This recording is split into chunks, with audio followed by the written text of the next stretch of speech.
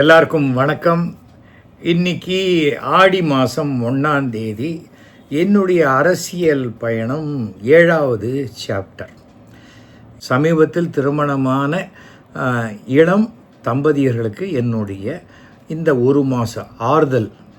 Okay, கொஞ்சம் separate out பண்ணியிருப்பாங்க. ஒன்றும் பிரச்சனை கிடையாது. சினிமா பீச் வரைக்கும் போகிறதுக்கு அலோவ் பண்ணுவாங்க. அப்புறம் எனக்கு தெரியல, முடிஞ்சால் பொண்ணு வீட்லேயே கூட கொண்டு விட்ருவாங்க ஒரு மாதத்துக்கு. இருக்கட்டும், அது பாட்டுக்கு அது இருக்கட்டும். ஏன் அப்படின்னு சொன்னால், ஆடி மாதத்தில் கூடினால் நல்ல கோடையில் குழந்தை பிறக்கும், வெயிலில் ஏப்ரல் மாதம் அப்படிங்கிறதுக்காக இதெல்லாம் பெரியவர்கள் பார்த்து பண்ண விஷயம். எப்போதுமே வயதும் அனுபவமும் கூட கூட அவர்களுடைய பேச்சை அடுத்த தலைமுறை எடுத்துக்கொண்டால் அந்த இளம் தலைமுறைக்கு அது நல்லது. அவங்களுக்கெல்லாம் ஒன்றும் தெரியாது. நாங்கள் தான் இப்போ ஜென்னு அப்படிங்கிற மாதிரிலாம் போயிடுச்சுன்னா அதுக்கு உண்டானது அவங்களுக்கு விட்டுருங்க. அதை பற்றி நமக்கு என்ன. இப்போ நம்ம விஷயத்துக்கு வருவோம். ஆட்சி திமுக வெற்றி பெற்றது, ஆட்சி அமைத்து விட்டது 1996. நம்ம இந்த விஷயத்துக்கெல்லாம் போக வேண்டாம். இந்த கைது அந்த கைது அதெல்லாத்தையும் விட்டுருங்க. நமக்கு அதெல்லாம் இல்லை. என்னுடைய அனுபவங்கள் பொறுத்த வரைக்கும் அந்த 95லேயே அப்படியே நம்மளை அப்படியே ஸ்லோவாக சைட் லைன் பண்ணிட்டாங்க. முதலமைச்சர் ஜெயலலிதா கிட்ட நெருக்கமாக போயிட முடியாதபடி அப்படியே அவாய்ட் பண்ணுறது. அப்புறம் அப்பாயின்மெண்ட் கேட்டால் கொடுக்குறதுல நான் ஒரு தடவை 2 தடவை கேட்பேன், அப்புறம் கேட்க மாட்டேன், விட்டுருவேன். ஃபோனே யாருக்காவது நான் பண்ணணுன்னா ஃபஸ்ட்டு டைம் பண்ணுவேன், பெல் அடிக்கும், எடுக்கலை, எங்கேஜாக இருக்குது, எடுக்கலை. செகண்ட் டைம் பண்ணுவேன், பெல் அடிக்கும், எங்கேஜாக இருக்குன்னு விட்டுருவேன். ஏன்னா எங்கேஜாக இருக்குன்னா அவங்களுக்கு மிஸ்டு கால் வந்திருக்கும்.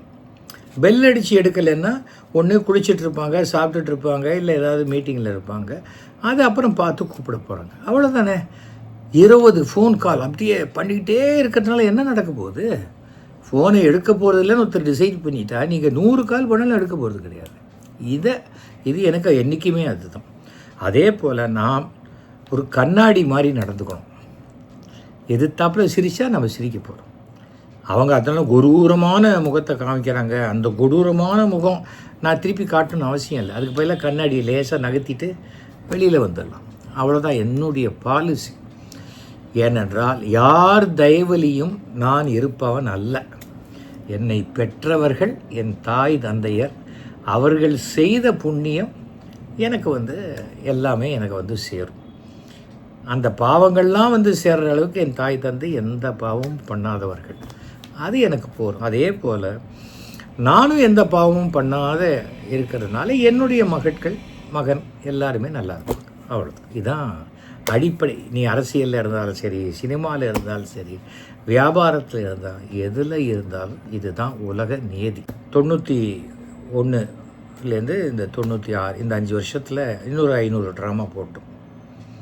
ஸோ 3500வது நாடகம் செலிப்ரேட் பண்ணணும். யாரை கூப்பிடலாம் அப்படின்னு ட்ரூப்பில் பேசணும். ஏங்க சிஎம் கூப்பிடுங்க, போன தடவை அந்த சிஎம் தானே வந்தாங்க, இப்போ இந்த சிஎம் கூப்பிடுங்க அப்படிங்கிறாங்க. என் ட்ரூப்பில் இருக்கக்கூடிய கிச்சா, மச்சி ராமசாமி, அப்புறம் நம்மளுடைய குருமூர்த்தி, இதான் மெயின் ஒரு டீமு. அப்புறம் EVR மோகன், ராம்ஜி. சரி, கலைஞரை கூப்பிடலாம். கலைஞர் எங்கே பார்க்குறது அப்படின்னு பார்த்தா இது ஒரு ப்ரோட்டோக்கால். இது நம்ம தடாரம் எப்படி போய் பார்க்குறது? சண்முகநாதனை பார்க்கணும். சண்முகநாதனை கேட்டு அப்பாயின்மெண்ட் வாங்கணும். அவர் பிஸியாக இருக்காரு. ஏன்னா இப்போ தானே ஆட்சி அமைஞ்சிருக்கு, உடனே எப்படி இது பண்ணுறது அப்படின்னு யோசிச்சுட்டே இருக்கும்போது சரின்னு ஒரு ஐடியா. கலைஞரை நிச்சயமாக பார்க்கலான்னா கார்த்தால் ஒரு 6 மணிக்கு போனால் அறிவாலயத்தில் வாக்கிங் போயிட்டுருப்பார், பார்த்துருவோம் அப்படின்ட்டு காலங்காத்தால் கிளம்பி அறிவாலயம் போயிட்டேன். வண்டியை வெளியில் நிறுத்திட்டு அங்கே போகிறேன். அப்போ தான் வாக்கிங் முடிச்சுட்டு வரேன். நான் ஒரு 5-5:30 மணிக்குள்ளேயே வந்துடுவார். வாக்கிங் முடிச்சு வரும்போது, சார் வணக்கம் சார் அப்படின்னு. உடனே என்னப்பா இங்கே காலங்காத்தால் வாக்கிங் இல்லைன்னு. நம்ம முதலமைச்சரை நினச்ச நேரத்தில் ஒரு குடிமகன் பார்க்க முடியும் அப்படிங்கிறதுக்காக தான் வந்தேன். சரி, என்ன விஷயம், வந்த காரியத்தை சொல்லுங்கள் அப்படின்றார் அவர் நேராக பாயிண்ட்டு வாண்டுறார். இல்லை சார், நாங்கள் 3500வது நாடக விழா நடத்தலான் இருக்கோம். அதுக்கு நீங்கள் தமிழ்நாட்டு முதல்வராக வந்து எங்களை ப்ளெஸ் பண்ண நாடகத்துலேயும் நீங்கள் ஆரம்பத்துலேருந்து வந்திருக்கீங்க. அப்படியா? அதுக்கு நாடகத்துக்கு தேதி கேட்கறதுக்கு வாக்கிங்கில் தான் பிடிப்பீங்களா அப்படிங்கிறார். சார் உங்களை எங்கே பார்த்தா என்ன சார், எனக்கு காரியானா சரி தான் அப்படின்னு. அது சரி அப்படின்னாரு. சண்முகநாதன் ஒரு என்னைக்கு வச்சுக்கலாம் அப்படின்னு கேட்குறாரு. என்ன சார் நீங்கள் சொல்லுங்கள் சார், எனக்கு ஆனால் ஒரு 15 நாள் இல்லை 20 நாளாவது எனக்கு டைம் வேணும். ஏன்னா ஹால் புக் பண்ணணும், இன்விடேஷன் அடிக்கணும். எங்கள் நாடகத்துக்கு சிஎம் வராருங்கும் போது அதற்கு உண்டான மரியாதையை நாங்கள் செய்ய வேணாமா சார்? அப்படியா? ஓகே சரி. ஆக்சுவலாக அவர் முதல்ல கொடுத்துருந்த தேதி வந்து 10ஆம் தேதியோ முதல் கொடுத்துருந்தார். 10ஆம் தேதி செப்டம்பர் அப்படின்னு சொன்னார். அப்போவே சொல்கிறார் சண்முகநாதனை போன்ற ஒரு பிஏ நான் என்னுடைய வயசு காலத்தில் எந்த முதலமைச்சர்கிட்டையும் நான் பார்த்ததே கிடையாது. இது பெரிய கிஃப்டட் பர்சன், ரொம்ப எக்ஸ்ட்ராடினரியான பர்சன் சண்முகநாதன். சரி சார், ரொம்ப சந்தோஷம். சரி பண்ணுங்கள், யாரெல்லாம் கூப்பிட போகிறீங்க? அதான் சார் மூப்பனார் கூப்பிடலாம். கண்டிப்பாக கூப்பிடுங்க. அப்புறம் வேறு யார் அப்படின்னா, சார் ஒரு லிஸ்ட்டு போட்டு அனுப்பிச்சிடுறேன் சார். இவ்வளோ சீக்கிரம் எல்லாமே நடக்கும்னு நான் எதிர்பார்க்கவே இல்லையே. சந்தோஷம் தானே? நல்லா இருக்கீங்கல்ல? அப்பா எப்படி இருக்காரு? அண்ணா நல்லா இருக்கார் சார். சரி சந்திக்கிறேன், அவ்வளோதான். எப்போ ஒரு சீஃப் மினிஸ்டர், ஒரு ஸ்டேட்டோட சீஃப் மினிஸ்டர் அப்படி ஒரு கான்ட்ராஸ்ட். ஜெயலலிதா அவர்களையும் சந்திக்கிறது என்ன, முதல்லையே ஒரு ஃபேக்ஸ் அனுப்பணும், அப்புறம் அந்த ஃபேக்ஸ் அனுப்பணும், அது அனுப்பிச்சு அதுக்கு பிறகு அங்கேருந்து ஃபோன் வரும், அதுக்கு பிறகு என்ன விஷயம்னு சொல்லி அதுக்கான அப்புறம் அங்கேருந்து வரும். அது ஒரு சிஸ்டம். இது இப்படி எவ்வளோ கூட்டமாக இருந்தாலும் சரி, என்ன முருகேசா எப்படி இருக்க அப்படிம்பார். அது ஒரு மிகப்பெரிய அவர் பெற்ற வரம் ஆச்சு. 96 நிறைய வி கோபாலகிருஷ்ணன், ராமநாராயணன் எல்லாருமே வந்தாங்க ஃபங்க்ஷன். அதுக்கு நடுவில் அன்றைக்கி 2 நாள் கழிச்சு எனக்கு சண்முகநாதன் பேசுகிறேன். பிரதர் அந்த இது 10ஆம் தேதி வேணாம், 18ஆம் தேதி வச்சுக்கலாம், ஏன்னா டெல்லி போகிறதா இருக்காரு சிஎம். சரி சார், ரொம்ப ஒன்றும் பிரச்சனை பண்ணிடலாம் சார் அப்படின்ட்டு. இது ஒன்றும் மாறாது, நீங்கள் இன்விடேஷனில் போட ஆரம்பிச்சிடலாம் அப்படின்ட்டார். சரி, அப்படியே ரேப்பரில் 2 ஃபோட்டோ, கலைஞர் மூப்பனார் 2 பேர் ஃபோட்டோவையும் போட்டு அந்த 3500வது நாடக விழா. பிரமாதமான பேச்சு கலைஞர் பேசினது. அதில் ரொம்ப ஆச்சரியம். ஏன்னா கலைஞருங்கிறது நாடகத்துலேருந்து வந்தவர். அதில் போட்ட ட்ராமா வந்து இது தத்துப்பிள்ளை ட்ராமா தான் போட்டேன்.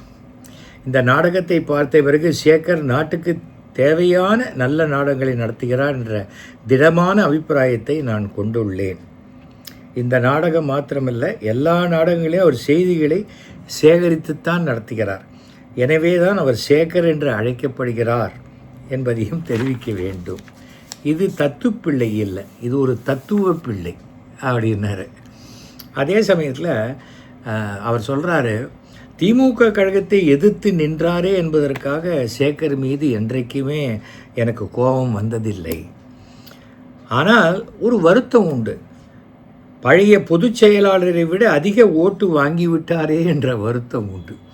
அதாவது நான் சுயேட்சையாக நிற்கும் போது நெடுஞ்செழியன் அவர்களோட ஜாஸ்தி ஓட்டு, அவர் 550, நான் 1200. அதை சொல்கிறார். கலையை பொறுத்தவரை நான் சேகரை மிக அதிகமாக நேசிப்பவன். அவரிடத்தில் நான் காணுகின்ற அதிசயம் ஆங்கிலத்தில் டைமிங்லி விட்ஸ். அதை டைமிங், ஒருவர் பேசிக்கொண்டிருக்கும் பொழுதே பேசி முடிக்கிற நேரத்தில் அந்த பேச்சோடு இந்த பேச்சையும் கலந்து பதிலையும் கலந்து ஒன்றோடு ஒன்று மோதி ரசிகர்கள் காதிலே செய்தி விழாமல் போய்விடாமல், அதே சமயத்தில் ஒரு நொடி கூட தாமதமில்லாமல் பளிச்சென்று பதில்களை சொல்லி அனைவரையும் சிரிக்க வைப்பதில் அசகாய சூரர் நம்முடைய சேகர். இதெல்லாம் எவ்வளோ பெரிய வார்த்தைகள். யார் எந்த கட்சியில் எங்கெல்லாம் இருக்கலாம், அவருடைய அனுபவம் அத்தனை சாதாரணமாக. சிவாஜி கணேசன் அவருடைய படத்துக்கு, முதல் படத்துக்கு எழுதின வசனம் எழுதினவர் கலைஞர். அதுக்காக சொல்கிறேன். அந்த மாதிரி நம்மளை பாராட்டி இது பண்ணார். ரொம்ப பெரிய மரியாதை. அந்த மரியாதைக்கு பிறகு ஆஸ் யூஷுவல் திருப்பியும் அதே தான். நமக்கு உடனே மூப்பனார் பேசுகிறேன். சேகர் 3500 நாடகம் நடத்திருக்காரு. இந்த மாதிரி ட்ராமா போடணுன்னா டெய்லி பேப்பர் படிக்கணும், அப்போ தான் அதில் வர விஷயங்கள்லாம் சொல்ல முடியும். அதை அழகாக எஸ்வி சேகர் கையாண்டிருக்கிறாரு. 3500 ட்ராமா என்ன, கலைஞரோடு நான் ஜாஸ்தி வாழ்த்த வேண்டாமா? அதனால் நீங்கள் 35,000 நாடகம் நடத்தணும் அப்படின்னு நான் வாழ்த்துறேன் அப்படிங்கிறாரு. இறையருளும் உங்களுக்கு துணை இருக்கும் என்று கூறிக்கொள்கிறேன். கலைஞர் பக்கத்தில் உட்காந்து தான் சொல்கிறாரு மூப்பனார். ஐயோ இறையருள்னா அவர் கோச்சிப்பாரு, அதெல்லாம் ஒன்றுமே கிடையாது.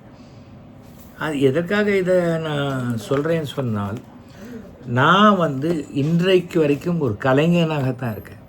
இன்னும் இப்போ வரைக்கும் நான் சொல்கிற இந்த விஷயங்கள்லாம் இது வரைக்கும் நான் அரசியலில் ஒரு கட்சியை சார்ந்தே இல்லை. ஒரு கலைஞனாக, அதே சமயத்தில் ஒரு நம்முடைய நாட்டுக்கு, தமிழ்நாட்டுக்கு ஒரு நல்ல ஆட்சி வரணும் அப்படின்னு சொன்னால் நம்மளால் ஆன உதவி என்ன முடியுமோ அதை செய்ய வேண்டும். அதை நம்ம பிரபலத்தன்மையை வைத்து செய்கிறோம், அவ்வளோதான். தவிர எந்த எலெக்ஷன்லேயும் நம்ம போய் சும்மா பேசுகிறதில்ல. அதற்கு உண்டான மரியாதைகள், சம்பாவனைகள் எல்லாம் கொடுத்து தானே கூப்பிட்டு போகிறாங்க. பெரிய ஹோட்டல் போடுவாங்க, நம்ம அசிஸ்டன்ஸுக்கு ரூம் கொடுப்பாங்க, நமக்கு தனியாக ஒரு காரு வேனு கொடுப்பாங்க. இந்த ரூட்டை போட்டு கரெக்டாக இந்த நேரத்தில் இந்த இடத்துல பேசுங்க எல்லாமே சொல்லுவாங்க. அதை நான் செய்வேன். அதுக்கு பிறகு கலைஞரை ரெகுலராக சந்திக்க ஆரம்பித்தேன். போவேன், பேசிக்கிட்டு இருப்பேன். எதற்காக சொல்கிறேன்னா, இரு துருவங்கள் அப்படின்னு நினைக்கக்கூடியவர். எப்படியா நீ கலைஞரோடலாம் சேரலாம்? ஏன் சேர்ந்தா என்ன தவறு இருக்குது சொல்லுங்கள்? நம்ம பஸ்ஸில் போகிறோம், நம்ம பக்கத்து சீட்டில் இருக்கிறவன் அவர் முருகனை கும்பிட்றாரா, சிவனை கும்பிட்றாரா, பெருமாளை கும்பிட்றாரான்னு தெரிஞ்சால் உட்காடுறோம். இல்லை அவருக்கு சாமி இப்போ பக்தி இருக்கா, கடவுள் நம்பிக்கையே இல்லையா, தெரிஞ்சால் உட்காடுறோம். அதெல்லாம் இல்லை. அந்த மாதிரி தான் நம்ம லைஃப்பை ட்ராவல் பண்ணிக்கிட்டே போகணும். நான் ஒரு பியூர் வெஜிடேரியன். ஆனால் எனக்கு அடுத்தாப்பில் அதே ஹோட்டலில் நான் வெஜிடேரியன் சாப்பிட்ற ஒருத்தர் உட்காந்து நான் வெஜிடேரியன் சாப்பிட்டா நான் முகம் சுளிக்காமல் என்னுடைய சாப்பாட்டை சந்தோஷமாக சாப்பிடக்கூடிய மனோபாவம் எனக்கு உண்டு. என் தந்தை என்னை அப்படி தான் வளர்த்துருக்கார். உடனே ஜாதியை கொண்டு வருது, மதத்தை கொண்டு வருது, அதெல்லாம் அவசியமே கிடையாது. திராவிட கழகத்தை என்னால் ஏற்றுக்க முடியாது. ஏனென்றால் அவர்கள் என்னுடைய சமூகத்தையும் ஏற்றுக்கொண்டது கிடையாது, கடவுளையும் ஏற்றுக்கொண்டது கிடையாது. அவ்வளோதான். ஒன்றே குலம் ஒருவனே தேவன்னு சொல்லிட்டாங்க திமுகவில். அவ்வளோ. சில சமயம் கலைஞர் சில விஷயங்கள் பேசியிருக்காரு. ராமர் என்ன இன்ஜினியரிங் காலேஜ் படித்தாரா என்னென்னு, அப்புறம் அதுவே ஒரு நகைச்சுவைக்காக சொல்லப்பட்டது அப்படிம்பார். எல்லாத்துக்கும் நம்ம போய் வக்காலத்து வாங்க முடியாது. ஒருவர் பேசக்கூடிய அனைத்து கருத்துக்களையும் நம்ம வார்த்தைக்கு வார்த்தை நம்ம எடுத்துக்க முடியாது. நம்ம வீட்டில் நம்மளோட ஒய்ஃபே அதே மாதிரி தான். ஒரு நாளைக்கு நமக்கு பிடிச்சது பேசுவாங்க, ஒரு நாளைக்கு நமக்கு பிடிக்காத பேசுவாங்க. பசங்க அப்படி தான். உடனே எல்லாரையும் டைவர்ஸ் பண்ண முடியுமா, எல்லாரையும் விட்டு விலகி போயிட முடியுமா? அதெல்லாம் இல்லை. யதார்த்தத்தை புரிஞ்சுக்கணும். நாம் பலவிதமான கருத்துக்கள் உடையவர்களுடன் தான் வாழ்க்கையை நடத்திக்கிட்டு இருக்கோம். அப்படி இருக்கும்போது அரசியலுக்கு மட்டும் நான் விசுவாசி கிடையாதுன்னு ஒவ்வொரு தடவையும் சொல்லுவேன். நான் யாருக்கும் விசுவாசியே கிடையாது. நான் நேர்மையானவன். என் கருத்தோடு ஒத்து போகிற கருத்துக்களுக்கு மட்டும் நான் இணைஞ்சு போயிட்டு விட்டுருவேன். அவ்வளோதான். அப்படியே என்னால் எனக்கு மேலே விழுந்து நக்கிறதும் கிடையாது, அப்புறம் அப்படியே கடித்து குதறதும் கிடையாது. வாளாக இருப்பேன், கேடயமாக இருப்பேன், அதெல்லாம் நான் யாருக்கும் நான் சொன்னதே கிடையாது. நானாக தான் இருப்பேன், அவ்வளோதான். அதுதான் என்னுடைய பழக்கம். அது அப்போ ரொம்ப பிரமாதமான ஒரு விஷயங்கள் நடந்து கொண்டிருந்தது. 1996 அப்படியே 96, 97 இந்த வரிசையாக போய் நாடகங்கள். ஏன்னா நான் பிஸின்னா நமக்கு லைஃப்பில் காலையில் ஷூட்டிங் இருக்கும், சாயங்காலம் ட்ராமா இருக்கும், அப்புறம் நைட்டு டப்பிங், மறுபடியும் அடுத்த நாள் ரொட்டீன். இதுக்கு நடுவில் டெலிவிஷன் வேறு ஆரம்பித்தாச்சு. டெலிவிஷன் ப்ரோக்ராம்ஸ் பண்ணியாச்சு. வண்ணக்கோலங்கள் சூப்பர் ஹிட்டு கொடுத்தது. இது இந்தியாவிலேயே தொலைக்காட்சியில் 11 முறை ரீடெலிகாஸ்ட் ஆன முதல் சீரியல், ஒரே சீரியல். அதுக்கு நடுவில் அமெரிக்காவுக்கு போய் ட்ராமா போட்டு வந்தோம். அமெரிக்காவில் 33 நாளில் 28 ஷோ போட்ட ஒரே நாடகக்குழு என்னுடைய நாடகக்குழு. இந்த பக்கம் பாஸ்டனில் ஆரம்பித்து அந்த கோடியில் அந்த லாஸ் ஏஞ்சலஸ் வரைக்கும் ஃப்ரைடே, சாட்டர்டே, சண்டே வீக் டேஸில் நாங்கள் வந்து ஒரு டெலிவிஷன் சீரியல் அமெரிக்காவில் அருக்காணின்னு ஒன்று எடுத்து அது 5 வாரம் சன் டிவியில் வந்தது. அது வந்து அதுவும் தமிழ் டெலிவிஷன் வரலாற்றில் 5 நாடுகளில் படப்பிடிப்பு நடத்தப்பட்டது. Singapore first shot, last shot வந்து அந்த ஃபிலடெல்ஃபியாவில் இருக்கக்கூடிய பெருமாள் கோவில். நடுவில் வந்து நாங்கள் இதுக்கு இந்தோனேஷியா போயிருந்தோம். அங்கே ஒரு 2 சீனு அப்படியெல்லாம் ட்ராவல் பண்ணும்போது வீக் டேஸில் மாத்திரம் அந்த ஷூட்டிங் வச்சு அதையே நான் பண்ணி எடுத்துக்கிட்டு வந்தேன். எதற்குன்னா நான் பிஸியாக இருக்கணும், அதே சமயம் யார் தயவுலையாவது வாழ்ந்துட்டோங்கிறது நமக்கு இருக்கவே கூடாது. எங்கள் அப்பா அம்மா ஆசீர்வாதம் மட்டும் இருந்தாலே எனக்கு போதும், அது போதும். இதோ இன்றைக்கி ஆடி மாதம் தர்ப்பணம் பண்ணினேன். இது வரைக்கும் எங்கள் அப்பா 2003 இறந்து போனார். ஒரே ஒரு அமாவாசை மட்டும் தர்ப்பணம் பண்ணக்கூடாதுன்னு சொன்னதுனால பண்ணலை. இது வரைக்கும் நான் தர்ப்பணம் பண்ணாத திதி கொடுக்காத மாதமே கிடையாது. அதுக்காக சொல்கிறேன். ஏன்னா நம்முடைய முன்னோர்கள் தான் நம்மளை வாழ வைக்கிறார்கள். வேறு எந்த இன்னொரு மனிதனும் நம்மளை வாழ வைக்கவும் முடியாது, நம்மளை அழிக்கிறேன்னு சொன்னால் அழிக்கவும் முடியாது. இதை நல்லா ஞாபகம் வச்சுக்கோங்க. அது அரசியலோ சினிமாவோ எதாக இருந்தாலும். நான் 95 படம் பண்ணியிருக்கேன், 195 படம் ரெஃப்யூஸ் பண்ணேன். இப்போ சமீபத்தில் இந்த ஒரு 6-7 மாதத்தில் கிட்டத்தட்ட 5 படம் ரெஃப்யூஸ் பண்ணேன். நான் என்னவா இருக்கேனோ அந்த மாதிரி தான் என்னால் நடிக்க முடியும். திடீர்னு நான் அறிவாளை தூக்கிக்கிட்டு கத்தியை தூக்கிக்கிட்டு என்னால் நடிக்க முடியும். ஆனால் அதுக்காக சும்மா கார் கதவை திறந்து விடுறது, வணக்கம் தலைவா அப்படிங்கிறது, ஒரே ஒரு சீன் நடிக்கிறது, அதுவும் நான் பண்ண மாட்டேன். எனக்கு உண்டான முக்கியத்துவம் இல்லை என்றால் எந்த இடத்துலையும் நான் இருக்க மாட்டேன். அதுக்கு பதிலாக வீட்டில் காலை நீட்டிட்டு உட்காந்து டிவி பார்த்துட்டு என் பேரனோட பேசிட்டு ரீல்ஸ் போட்டுட்டு சந்தோஷமாக இருப்பேன். அது என்னுடைய வாழ்க்கை முறை, அவ்வளோதான். ஏன்னா அரசியலில் நான் சம்பாதிக்கிறவனே இல்லை. ஏதோ கிளம்பினோம், கட்சி ஆஃபீஸ் போனோம், இன்றைக்கி 1 லட்ச ரூபா வந்தது, அதெல்லாம் கிடையவே கிடையாது. எந்த இடத்துலையும் கிடையாது. அதே யாரும் கூப்பிடாம நான் அரசியலுக்குள்ள எந்த இடத்துக்கும் நான் போனதே கிடையாது. எனக்கு கிடைச்ச பாகியம் அது. நான் எல்லாம் இந்த வட்ட செயலாளர் வண்டு முருகனோடையே பழகிற ஆள் இல்லை. நான் எடுத்த உடனே நம்பர் 1 நம்பர் 2 அப்படி தான் பழகிறவன். எனக்கு அந்த பாகியம் கிடைத்தது, கடவுள் அருள் அது, அவ்வளோதான். அதுக்காக நான் யார் தெரியுமா, அதெல்லாம் நான் சொல்லிக்கிறதே கிடையாது. அதற்காக சொல்கிறேன், எனக்கு அது கிடைச்சி. ஆர் வெங்கட்ராமன் அவர்களோட உட்காந்து ஒரு 1/2 மணி நேரம் பேசினேன். நம்மளுடைய முன்னாள் ஜனாதிபதி அப்துல் கலாம், அவர் அப்படியே ட்ரூப்பையே கூப்பிட்டு வச்சு எல்லாருக்கும் வீட்டில் காஃபி டீ எல்லாம் கொடுத்து, அவர் ஒரு மரத்தை பற்றி என கவிதையை படித்து காமிச்சு, நாடகத்தை பற்றி கேட்டு, அவ்வளோ நேரம் கிட்டத்தட்ட ஒரு 2 மணி நேரம் அவரோட நம்ம பழகியிருக்கோம். அந்த அளவுக்கு நமக்கு அது ஒரு நான் ஒரு பாக்கியம் செய்தவன். நான் யார் இந்தியாவில், அதே 148 கோடியில் நானும் ஒருத்தன் தானே. அதுக்கு மேலே நான் என்ன கிடையாது. ஆனால் கடவுள் அருள் எனக்கு ஜாஸ்தி. ஸோ இப்படியாகத்தானே இந்த திமுகவில் நெருக்கமாகி, திமுக என்பதை விட கலைஞரிடம் மிக நெருக்கமாகி, கலைஞருடைய அன்புக்கு பாத்திரமான ஒருத்தர். அவருக்கு ஒரு விஷயம் பிடிக்காதுன்னா அந்த விஷயத்தை நான் போய் பேச மாட்டேன். அதே போல் எனக்கு ஒரு விஷயம் பிடிக்கலன்னா பேச மாட்டேன். ஏதோ பின்னாடி சுகர் படம் இருக்கிறது, ஒவ்வொரு முறையும் அவரை சந்திக்கும் போது நான் இந்த சுகர் படத்தை கொடுப்பேன், இந்த படத்தை கொடுப்பேன் அவர்கிட்ட, இதை கொடுப்பேன். என்னது இது அப்படின்னு கேட்டார். கிளிமுகத்தோடு இருக்கிறவர், இவர் தான் வெங்கடாஜலபதிக்கு குபேரன்கிட்டேருந்து பணம் கடன் வாங்கி கொடுத்தவர் அப்படின்னு. இந்த மாதிரி ஒரு முகத்தோடு ஒரு பொண்ணு வந்தால் கல்யாணம் பண்ணிப்பீங்களா அப்படின்னு கேட்டேன். இல்லைங்க, எனக்கு முதல்லையே அப்படி தான், ஃபஸ்ட்டு பார்த்த பொண்ணே அப்படி தான். அந்த பொண்ணு பக்கத்து வீட்டில் நிற்கும்போது அந்த மூக்கு என்கிட்ட எங்கள் வீட்டு அளவுக்கு வந்துருச்சு. அப்புறம் தான் நான் வேறு பொண்ணு பார்த்தேன் அப்படின்னு.